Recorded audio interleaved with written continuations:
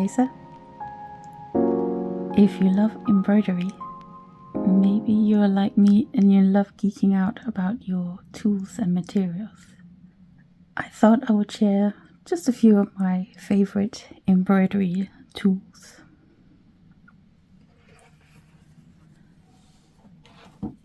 Of course, you can't do embroidery without threads, and I really love the 6-stranded threads from DMC.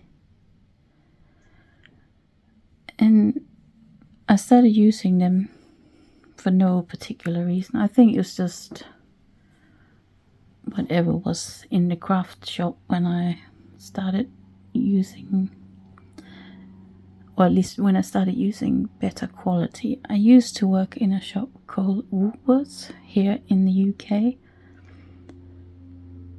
and there was a haberdashery department where you could buy embroidery threads, but they were like value packs, and I'm not sure how great those threads were. So when I started using more threads, better threads I would say, I picked the DMC ones. I guess I could have picked Anchor as well. That's very common here in the UK as well. But I guess using DMC also has a slight sort of sentimental value for me. In the late 70s, early 80s, my grandparents used to have a shop where they sold, I think, knitting yarn, tapestry materials, and definitely also DMC threads. I have very vivid memories of opening little drawers and you could see all the little skeins or the balls of the pearl cotton. And my grandmother, my father's mother, she could make anything. I don't think she ever met a craft that she could not master. So I think about her, maybe not every time I pull out my embroidery, but fairly often. And I wonder what she would have thought of me doing embroidery now. Sadly, I did not get into embroidery until after she had passed away. So this is what I use most for my embroidery. Just the solid color embroidery threads. But I do also use DMC's variegated threads. Here's just a few colors.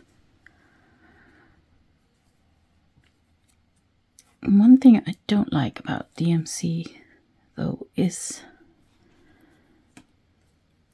all the labels are plastic. I wish they would go back to paper. And especially, and I don't understand why the variegated threads, because it's the same kind of thread as this, why they're in this long tube of plastic. Why? Well, never mind. I've also recently started using these variegated embroidery threads or embroidery flosses from Aurifil. They're slightly finer, so each strand is a little bit thinner. So where I would normally use 2 strands of the DMC, here I use 3 to get a similar thickness. And there's no particular reason that I started using these ones, except that they have some really fun variegated threads, like this pink one. It's called Pink Taffy, and I use this quite a lot, and I use it a lot for quilting as well, because I use a lot of pink, so it works really well.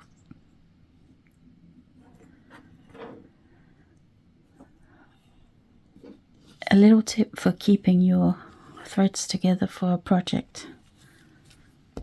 Put them on this kind of hinged binding ring. I think this is a 2-inch ring, so you can get quite a lot of threads in there. And I put them on like this. Just fold the skein in half and wrap some thread around it, and then it stays on there. It's nice to keep things organized, or at least somewhat organized.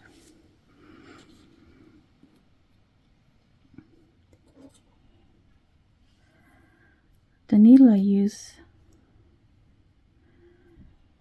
is usually this one, a number 7 embroidery cool needle that works for 2 to 3, occasionally 4 strands, but only if I'm not using the 4 strands for a lot of stitching, because it does struggle a bit more to get through the fabric. If I use a thicker thread, I would use a larger size needle, obviously. To trace patterns to fabric, I use water erasable, water soluble pens like these. And there's no particular brand I use. It's just whatever I can get my hands on. So I generally have 2 sizes. So a medium tip and a fine tip. Sometimes you just need that fine tip to do the fine details.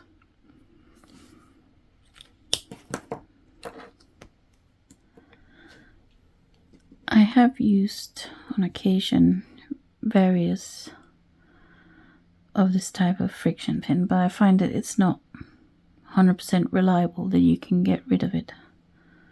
So I'm gonna stick with my water erasable pens.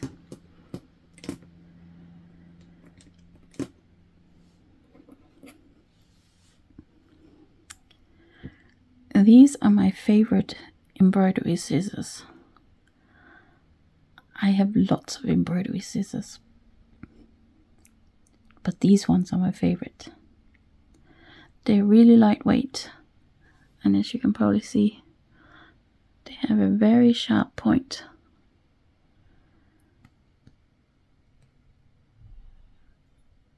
And they're also both right and left-handed.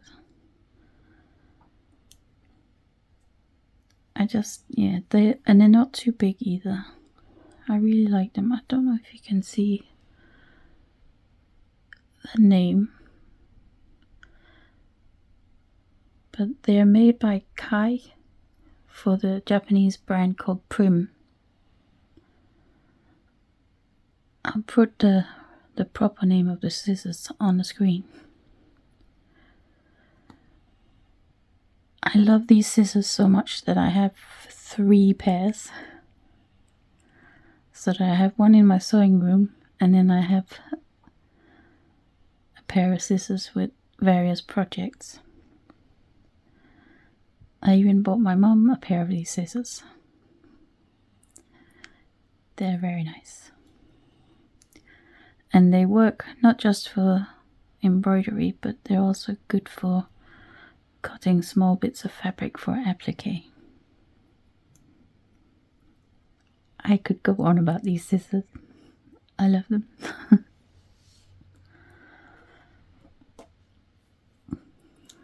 These scissors I don't actually use,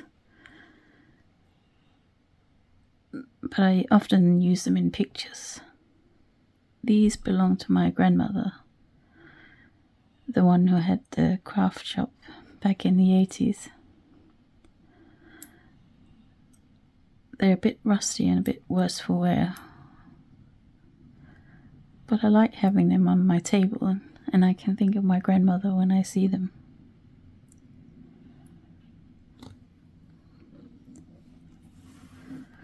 Now, the last favorite thing is embroidery hoops.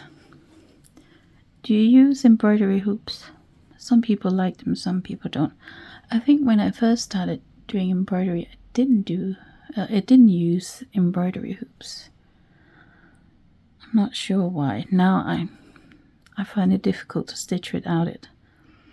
I like how it keeps the fabric nice and taut. So this is just a random embroidery hoop. I think maybe it's the LBC brand, and it's fine.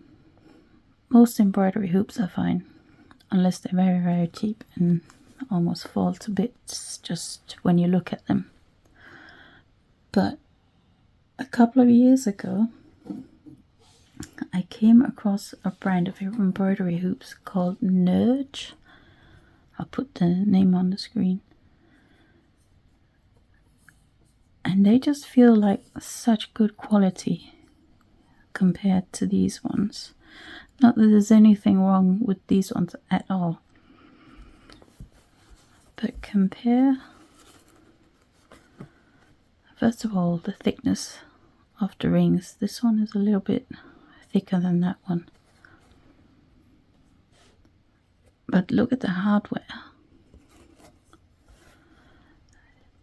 This looks pretty solid.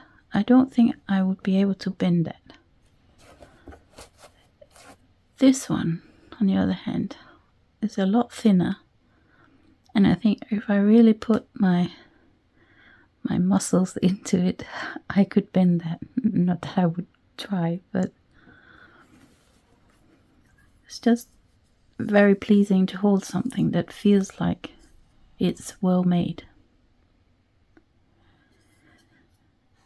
Another thing I really like about these Nurge hoops is that they're slightly different sizes than other brands. So this one is a 5-inch embroidery hoop, and the Nurge equivalent is actually slightly larger, not a huge amount, but that is actually quite useful sometimes. So for example, if I put this embroidery in this hoop, it would be very tight and squeezed in there.